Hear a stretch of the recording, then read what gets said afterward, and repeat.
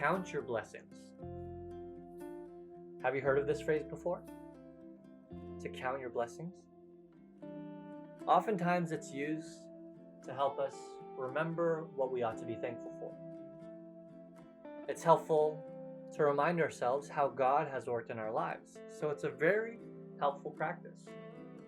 And actually, it's something that God would consider quite important.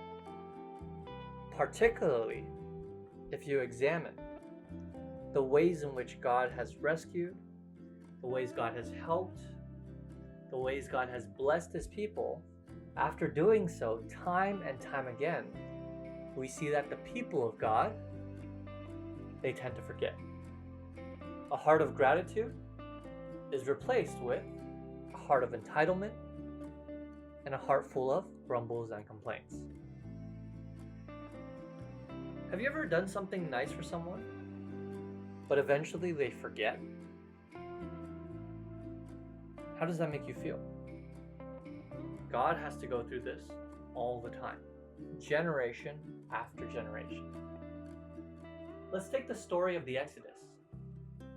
At the end of Genesis, the people of God, the family of Jacob, they go into a foreign land called Egypt. They multiply greatly, and the Pharaoh, threatened by how many Israelites, how many Hebrews there are, he puts the Hebrews into very oppressive slavery, to the point where the Jews, they are groaning and crying out to God to save them. God, he hears these words, he hears these cries, and he's concerned about them. And from that point on, God selects Moses, gives him the word, and through Moses, he does the work of delivering his people out of slavery and en route to the promised land. Now, how does God do this work? God does it in amazing ways. God uses the 10 plagues, turning water into blood, sending locusts, sending frogs, darkness, and eventually even the death of the firstborn, also known as the night of the Passover. God uses miracles, signs, and wonders, amazing things, to deliver his people out of slavery and on the way to the promised land where they can worship God. Isn't that amazing? If you were an Israelite, wouldn't you be in awe and wonder? Wouldn't you be thankful to God for delivering you out of Egypt? And that's what happened. As they were delivered out, they were grateful. As they were delivered out, they were now able to escape the suffering, the oppression that they faced in Egypt. But what ends up happening? For as amazing as the ways in which God worked to deliver them out, it didn't take long for them to forget that it was God who delivered them. God who parted the sea, God who led them with a pillar of cloud and a pillar of fire. Because as they traveled out from Egypt, what started to happen? Grumbles and complaints. As they were led out of Egypt, what did they now complain about? God, there's no food. You brought us out here to die. How does that make any sense? God, who could deliver his people out of slavery, part the sea, and yet the people doubted if they would have enough food? But nevertheless, God rained down manna from heaven for them to eat. But as they were eating this manna, they started complaining again. God, we're thirsty. And so, Moses struck a rock, and out of that rock came water for them to quench their thirst. As they now had their fill, they now had their drink, they started complaining about how repetitive the food was. this manna, that's all we eat, this bread from heaven. So God heard their complaints, and he gave them quail. They can now eat meat. But nevertheless, where were the hearts of the Israelites? We preferred the spices back in Egypt. We preferred the food back in Egypt. Never being thankful for the ways in which God was guiding them, but always being quick to forget about God and longing for the past. As they approached the promised land, the land flowing with milk and honey, they encountered these giants called the Nephilim, and they got scared. And they started crying out, God brought us out here to die. We look like grasshoppers compared to these Nephilim. And so that's what took place. That's the very attitude, the response that the people had towards God. The very God who delivered them out of slavery was now the recipient of grumbles about food, grumbles about water, grumbles about the type of food, and grumbles that God brought them out of Egypt just to kill them. Put yourself in God's position. To deliver your people out only for people to quickly forget and to grumble and to complain. How do you think God feels? Let's take a look at an example of the covenant that God desired to make with his people.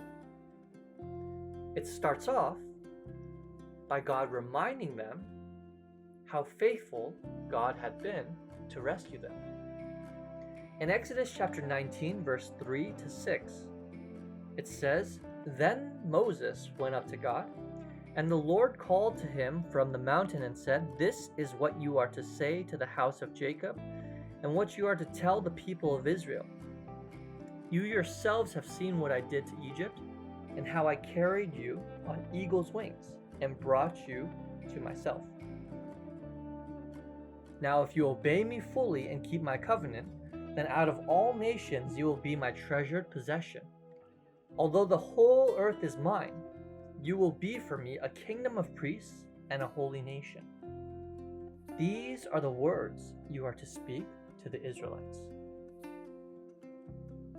We see that God desires to bless his people. Even though they're complaining about everything, God desires to bless them. And he reminds them about how he carried his people on eagle's wings and brought his people out of Egypt and to himself. So as God proposes a covenant, the very people of God, they agree to that covenant. We will do everything the Lord has said. That's what they say. And they confirm the covenant that we will obey, that we will keep it. Sounds pretty good, right? But just a few chapters later, we go from Exodus 19, where God proposes the covenant that he will bless them if they obey him. You only have to go as far as Exodus chapter 32 to see that they completely forgot about the covenant. They don't trust in God. One of the criteria of the covenant in Exodus chapter 20 was the 10 Commandments. And the second commandment describes that you shall not make for yourself an idol in the form of anything in heaven above, or on the earth beneath, or in the waters below. So don't worship, don't create idols. Sounds simple enough. But you go to Exodus 32, Moses was up on the mountains for a little bit too long for their liking. And what did Aaron and the rest of the Israelite community do? They gathered all their precious jewelry, their gold, and they cast an idol, and they started worshiping it. Imagine that. God who desires to bless his people, God who reminds them they were carried out on eagle's wings, and yet in a matter of a few chapters they completely forget about God and turn their back on God. In Deuteronomy, it talks about how the Israelites forget about God. Deuteronomy chapter 32 verse 18 says, "You deserted the rock who fathered you. You forgot the God who gave you birth." As people worshipped idols, other gods, false gods, it became so clear how short their memory was and how unfaithful they were. For example, let's say you help a friend who's really down on their luck. They're broke, they're homeless, and you go out of your way to help them. Buy them new clothes, you let them crash in your house, you feed them every time your family eats, you prepare a meal for them too. You help them find a job, you brush up their resume, and ultimately, they're able to land on their feet. Let's say one day they happen to win the lottery. They got the winning ticket and now they're a millionaire. But the moment you hear that news, your friend ghosts you, disappears, leaves, and moves on to his happier and to his better life without giving you a simple thank you.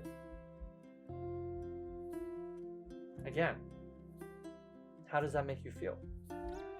All the help you provided, and they were so quick to forget. This is what God has to deal with.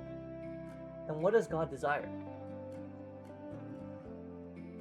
Rather than being those who forget, let's be those who recognize, remember, and are grateful for how God has worked in our lives. Joshua was a great example of this. In Joshua chapter 23 verse 14, it says, "Now I am about to go the way of all the earth. You know with all your heart and soul that not one of all the good promises the Lord your God gave you has failed. Every promise has been fulfilled, not one has failed."